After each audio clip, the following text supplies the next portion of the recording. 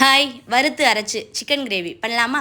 அதுக்கு ஒரு கடாய் ஹீட் பண்ணிவிட்டு 2 ஸ்பூன் தனியா, 1 ஸ்பூன் மிளகு, 1 ஸ்பூன் சீரகம், 1 ஸ்பூன் சோம்பு, ஒரு பட்டை, ஒரு 3 கிராம்பு, 15 வரமிளகா, கொஞ்சமாக கசகசா, கொஞ்சம் கருவேப்பிலை, ஒரு 15 சின்ன வெங்காயம், ஒரு முடி தேங்காய் கீரி நல்லா சேர்த்துட்டு நல்லா வதங்கினதும் ஸ்டவ் ஆஃப் பண்ணிடலாம். இதை நல்லா ஆற விட்டு மிக்சியில் மையாக அரைச்சி எடுத்து வச்சுக்குவோம்.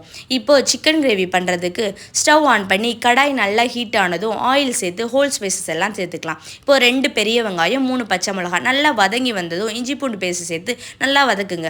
1/4 ஸ்பூன் மஞ்சள்தூள், 1 ஸ்பூன் மிளகாத்தூள், 1 ஸ்பூன் தனியா சேர்த்து நல்லா வதங்கினதும் 2 தக்காளி சேர்த்து வதக்கி விட்டுறலாம். இப்போது சிக்கன் சேர்த்து எண்ணெயிலே நல்லா வதக்குங்க. உப்பு போட்டு அரைச்ச மசாலா சேர்த்து நல்லா மூடி போட்டு தண்ணி ஊற்றி கொதிக்க விடுங்க.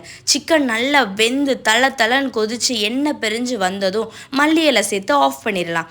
இப்போது இந்த சிக்கன் கிரேவியை இட்லி கூட சேர்த்து சாப்பிட்டா அருமையாக இருக்குங்க.